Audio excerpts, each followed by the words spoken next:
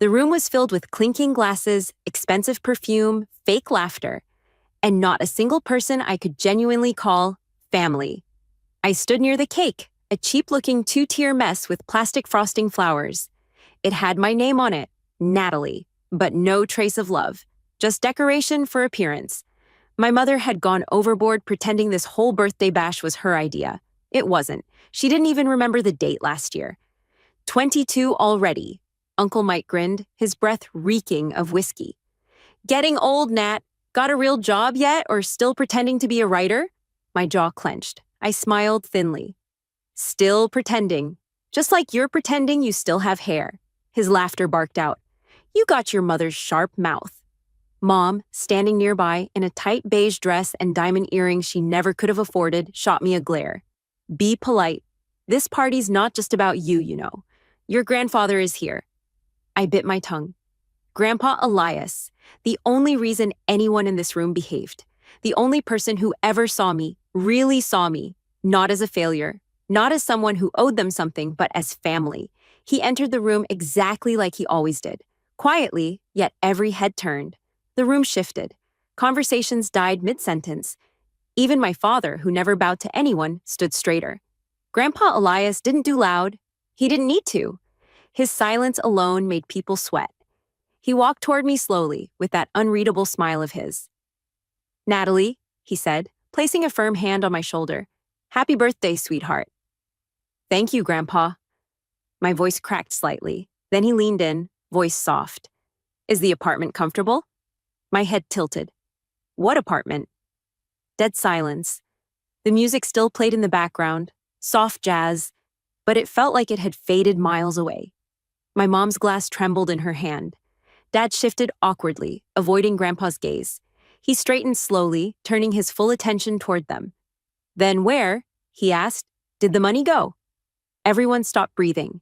My mother opened her mouth, closed it. I thought we were waiting, Dad began, eyes darting. You said? I said nothing, Grandpa cut him off. I wired the money 3 months ago, full down payment. I told you to have her moved in before her birthday. I stared at them, my stomach twisting. 3 months ago? I never heard anything about it, I said, heart pounding. I still live in the basement. It came out more pathetic than I wanted, but it was the truth. Mom stepped forward. She never told us she wanted to move out. She's been unstable lately. Unstable? I repeated, voice sharp. She fights with her sister. She barely talks to us, she continued, her voice high. And she didn't need an apartment. We thought it was better to hold on to the money for now, just in case Grandpa raised one hand. She fell silent like someone yanked the cord on a puppet. I gave you one instruction, he said calmly. Make sure she had her own space. You two promised me she'd get the apartment. And we were going to, Dad said, desperate now. But things got busy and... Don't, Grandpa said, his voice suddenly dangerous. Insult my intelligence. A few of the relatives quietly slipped away from the living room, pretending to look interested in the buffet or patio view. I could feel the heat of eyes on us. Grandpa turned to me. Do you want to leave?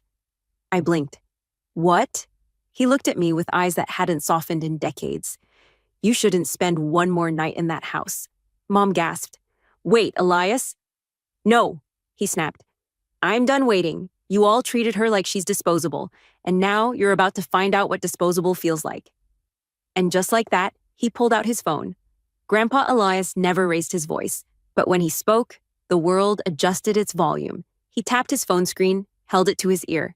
David, get the keys ready. I'm bringing her tonight. My mother stepped forward, trembling. Wait, Dad, what are you doing? You can't just... This is a misunderstanding. You misunderstood my patience, he said coldly. Everyone in the room now wore the same face, one of frozen fear. The party wasn't a party anymore. It was a funeral. For the reputation my parents had spent decades crafting. I stood there, stunned. Grandpa, what's going on? He looked me in the eye. I bought you a 2-bedroom apartment in Lakeside Heights, paid up front, full furnishing, security, garden view, private parking. It was yours the moment I wired the money. I felt sick. And they never told me? He turned to my dad. Number. They didn't. Dad's face was red now. We were going to surprise her. With what? Grandpa's voice cracked like a whip. The apartment she never saw? The money you spent? He let those words hang in the air like a guillotine. My heart raced. You gave how much? He looked at me slowly. 320,000. A knife in my chest. I asked them to keep the rest for your college loans and emergency fund. Turns out the emergency is now. My mother's hands trembled. We had expenses. Business was slow. Your son lost his job. We were stealing from your own daughter, he said simply. The room gasped. A few aunts retreated to the corners, pretending they weren't witnessing this train wreck. My sister Amanda snuck behind the kitchen island, her phone clearly recording. Grandpa noticed. You can send that to the lawyer too, Amanda. It'll save time. Dad tried to step in. Okay. Let's all just calm down. It's a family issue. We can work it out. You mean cover it up? Grandpa replied, turning toward the door. Number Natalie, go grab your bag. Assistant. I didn't move. You're not staying here another night, he said, walking straight to me. You'll come with me, and first thing tomorrow morning, you'll see what was supposed to be yours. But my clothes, my stuff. He placed a hand on my back. We'll buy new things. I'm done watching them pretend to be parents. My mother gasped again. You don't mean that. Oh, I mean every word, he said. My hands trembled as I walked toward the door. My parents said nothing. They didn't beg, didn't apologize. They only watched, like losing me wasn't their fear. Being exposed was. I paused at the door. You took my future and called it your backup plan. You buried me under this roof like I was a failure. You made me think I wasn't worth anything. Dad looked away. Mom's lips moved, but no words came. Grandpa opened the front door. You were never the problem, Natalie. They just didn't want to let you become something they couldn't control. The elevator doors closed. And just like that, I left behind my birthday, my family, and every lie they'd told, unaware that this was only the start. Because what I'd discover inside that apartment would rip open a secret they were willing to bury me for. The apartment didn't just exist, it gleamed. Tall ceilings, floor-to-ceiling windows, soft beige furniture, marble counters, a balcony that overlooked a private courtyard with a fountain that looked like something out of a painting. It didn't feel like a place to live. It felt like a place you had to earn. And somehow, it had always been mine. Welcome home, Grandpa said, handing me the key card. I clutched it tightly. I don't understand. Why would they hide this from me? He exhaled slowly and sat down on the cream sofa, removing his watch like this was just another Tuesday. Because your parents are drowning in debt. Your father took out 3 lines of credit last year, and your mother defaulted on her boutique loan 2 months ago. I knew they were desperate, but I gave them a chance. I trusted them with your future. My throat tightened. But they always said they were doing fine. He gave me a look. Your parents are actors, Natalie, not the professional kind. The survival kind. They perform comfort, success, control. All smoke and mirrors. And you, unfortunately, were their best-kept hostage. It hit me like a cold slap. I was never going to get the apartment, I whispered. They were never going to tell me.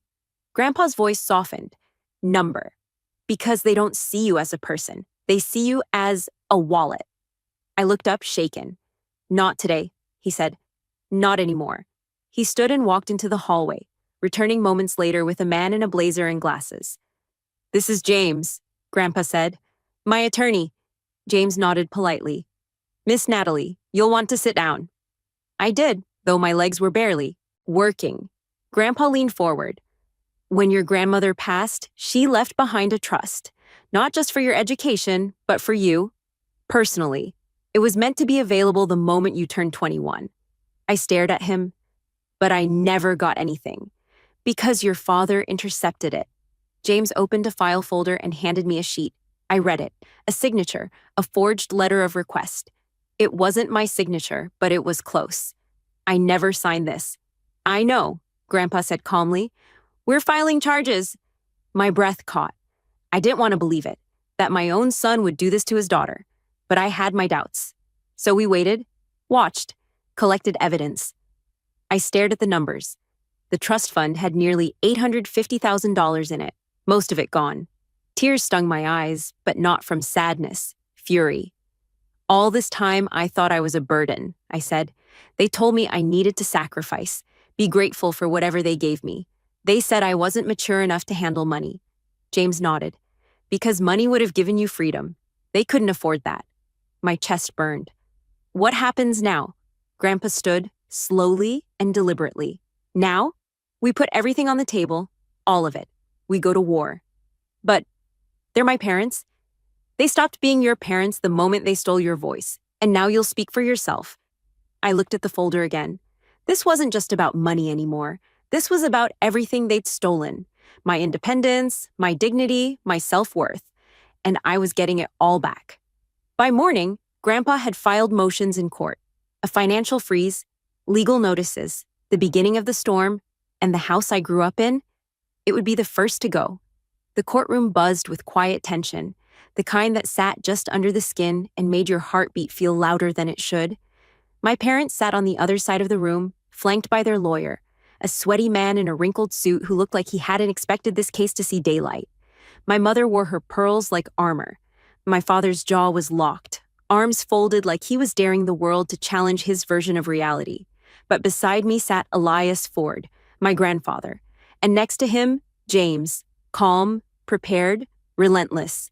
I clutched my copy of the forged letter. The judge looked over her glasses at my parents. Let's be clear, the trust fund was intended solely for Miss Ford? Yes, Your Honor, James replied. It was structured to activate on her 21st birthday. She's now 22. The funds were accessed months ago, without her consent, by these two individuals. My father stood abruptly. We didn't steal anything. She's our daughter. We were protecting her. From what? I cut in, my voice steady for the first time in years. He turned to me, surprised I'd spoken. From being independent? From knowing the truth? From having options? His eyes darkened. You think money makes you mature? Makes you better than us? I leaned forward, locking eyes with him. I think lying to your child, forging documents, and draining her future makes you a criminal? My mother gasped. Natalie, how can you— No, I snapped. You don't get to call me ungrateful. You sold off my future and smiled in my face while doing it. The judge raised her hand. Let's proceed. James laid out the timeline, the forged document, the spending trail, bank withdrawals, transfers, even credit card statements in my name I'd never seen. They used me like an ATM, and now they were exposed. I want to press charges, I said clearly, standing up. They didn't just steal money. They took years of my life, my confidence, my peace. The room fell silent. Even my father's shoulders dropped, ever so slightly. Grandpa put a hand on my back. That's my girl. The judge leaned back. I'm placing a temporary freeze on the defendant's assets. A full audit will be conducted. Based on preliminary evidence, this case will move forward. Criminal charges are now under consideration. My mother covered her face. My father didn't move. As the bailiff called the recess, they looked smaller than I'd ever seen them. I stepped into the hallway, heart pounding. James followed. You okay? No, I said truthfully, but I will be. Because this wasn't just revenge, it was reclamation. Everything they tried to bury, my voice, my rights, my life, I was digging back up. That night, I sat in my apartment, on my couch, eating dinner with my grandfather, the man who saw me. Do you know why I waited? He asked. Why? Because the best kind of power is the kind you earn, not what you're handed. And today you showed me you've earned every damn piece of your life back. I swallowed the lump in my throat. I never want to be that girl again, the one who begged for crumbs from people who never intended to feed her. You're not, he said. That girl died the day you stood up and said, no more. And in that silence between us, something new was born. A woman. 3 months later, the court settlement came in. And so did the headlines. Heiress of deceit, parents charged after embezzling daughter's inheritance. The news spread like gasoline met with flame. People who once whispered behind my back at family dinners now flooded my inbox with, I had no idea, and if you ever want to talk, messages. I didn't reply to a single one. The judge awarded me full restitution. Every cent taken from the trust had to be returned, including interest. The property they bought with my name was seized. My parents were banned from handling financial accounts tied to any family trust again. My father lost what remained of his business. My mother, the queen of image, vanished from her usual online life. But I didn't. Glowed. I moved. Not physically, spiritually, emotionally, permanently.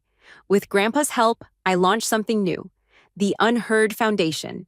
Its mission was simple: support young adults who'd been financially controlled, manipulated, or abused by their own families. We offered legal resources, counseling, grants, real help. And the first person I hired? Amanda, my younger sister.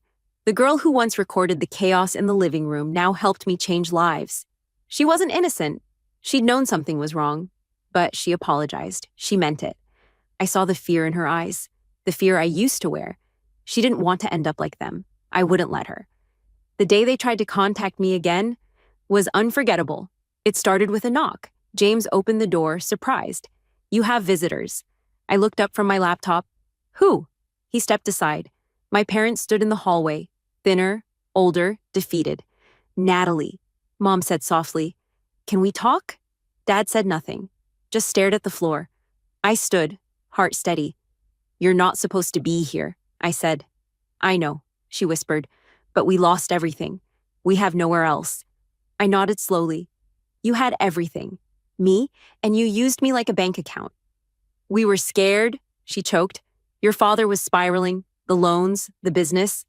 We thought it was temporary, but you made it permanent." My voice cracked. "You broke me." Dad looked up. "We didn't mean to." "But you did." They stood there, expecting, what? Mercy? A hug? Redemption? I stepped back. "I forgive you," I said. My mother gasped. "But that doesn't mean I want you in my life. Forgiveness isn't permission, and it's not an invitation." Dad's jaw tightened, but he said nothing. Grandpa Elias appeared behind me, firm as stone. "Leave. Now." They hesitated. I said leave. And they did. That night, I sat with Grandpa on the balcony. The air was crisp. The lights of the city blinked beneath us. "You handled that better than I ever could have," he said. I nodded, tired but whole. "I'm not angry anymore." "Good. Anger fades, but strength doesn't." He raised his glass. "To Natalie Ford," he said. "The girl they underestimated, the woman they'll never forget."